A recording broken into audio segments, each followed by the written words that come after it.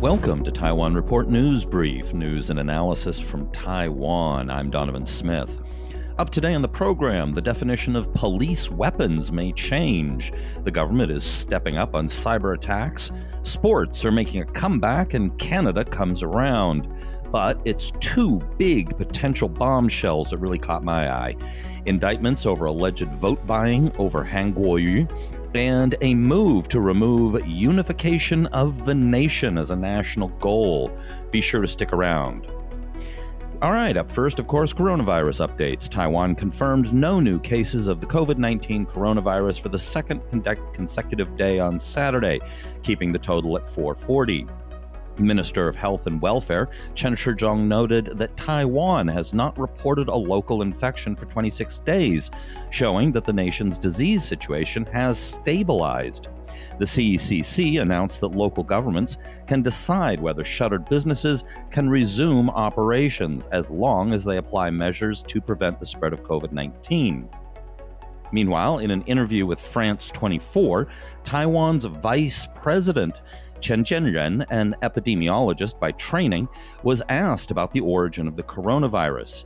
He said, quote, "The origin of the virus has to be examined scientifically, and so far we can see that the virus originated from Wuhan.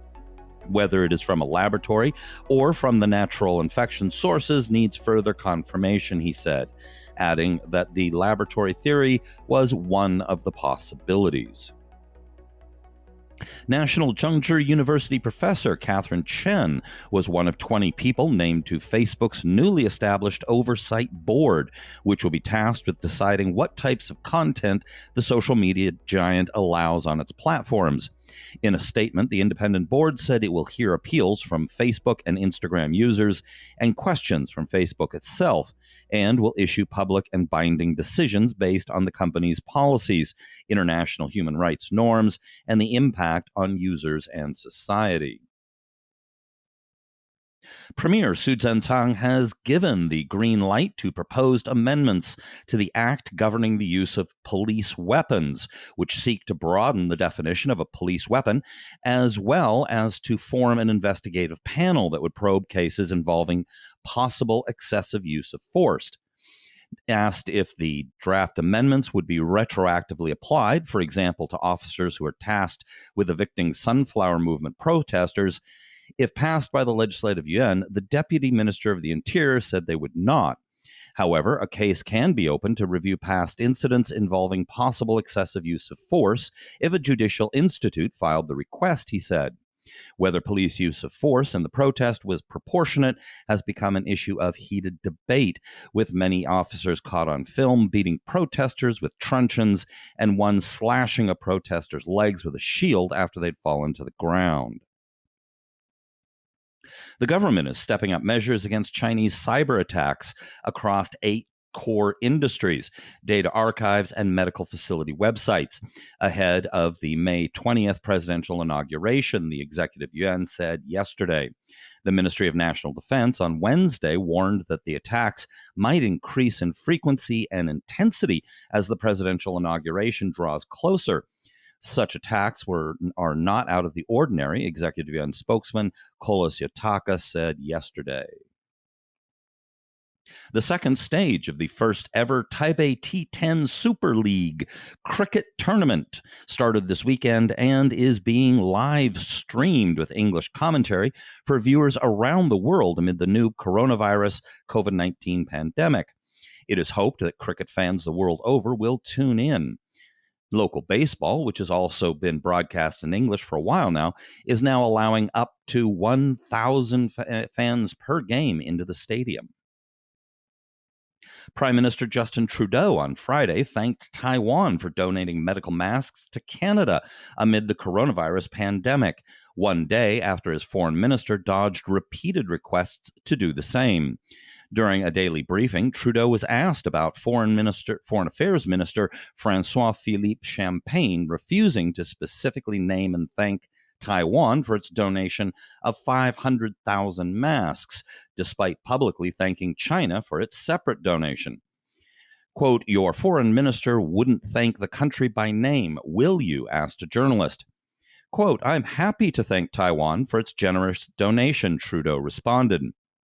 In related news, 40 members of the Canadian Conservative Party signed a letter delivered to the Minister of Foreign Affairs on May 6th, calling on the government to support Taiwan and strengthen exchanges.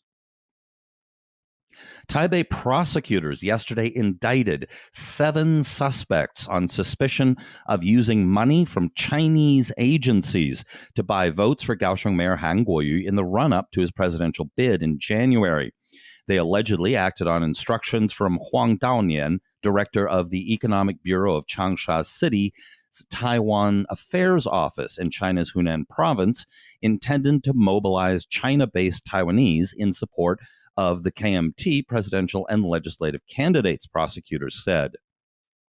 On Huang's written orders, Chinese officials from Hunan province and its Changsha city government organized banquets to fund airfare and accommodation for China-based Taiwanese business people and students so they could return to their home districts to vote on the January 11th presidential and legislative elections, the Taipei District Prosecutor's Office said. Huang formulated the scheme along with other government officials who dealt with Taiwanese investors and business people, prosecutors said. The suspects are the Taipei-based Chinese Women's Federation chairwoman, the Chinese Women's Federation deputy secretary, the Association of Taiwan Investment Enterprises in Changsha chairman, the Association of Taiwan Investment Enterprises in Changsha deputy chairman, the China New Family Association chairwoman, the Hunan Shaoyang City Association in Taiwan director, a Changsha city-based Taiwanese businessman, and another member of the Association of Taiwan Investment Enterprises in Changsha. The KMT, in a statement, said that attendance at the banquets and other events was the participants' private affair, but that the party opposes any interference in Taiwanese elections on the part of the other side of the Taiwan Strait or other foreign entities.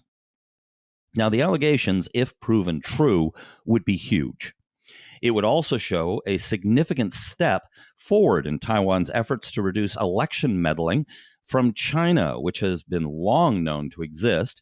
The Chinese Communist Party's United Front Work Department is hardly subtle about their intentions, but it's been hard to prosecute. That this is occurring in the run-up to the vote on whether to recall Han as Kaohsiung mayor adds to the mayor's woes. So could this get worse for Han and the KMT? Yes, very much so. If it is proven that people in the Han campaign or KMT were involved or even knew about these efforts, that would be a serious blow to the party's image. It is already known that many KMT companies with operations in China donate to the KMT. Many of those companies get lucrative contracts or subsidies from the government there. However, there is no direct proof of any formal connection between the two, but there is considerable speculation.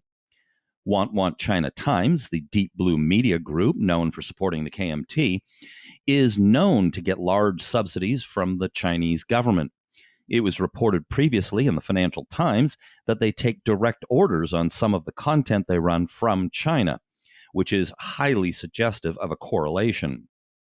Some temples, local radio stations, and pro-unification parties like the China Unification Promotion Party are all known to receive money from China, and all toe the Chinese Communist Party line. A legislator closely associated with President Tsai Ing-wen wants to remove the mention of unification with China as the country's sole national aim from the text of the act governing relations between the people of the Taiwan area and the mainland area, reports said on Friday. The text of the act opens with the phrase, "before the unification of the nation," which DPP legislator Tsai Ing-wen wants to replace with "in response to national development."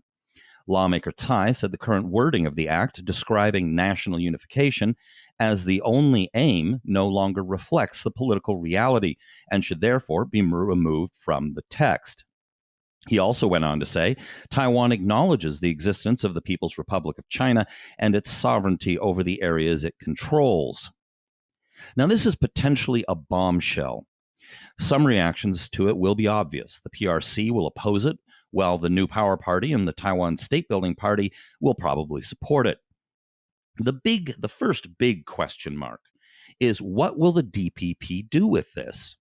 President Tsai's inauguration is on May 20th. She has so far taken a slowly, softly approach to issues like this. That has produced one very positive result. The onus for worsening relations with China have been shown to the world to be as a result of their aggression.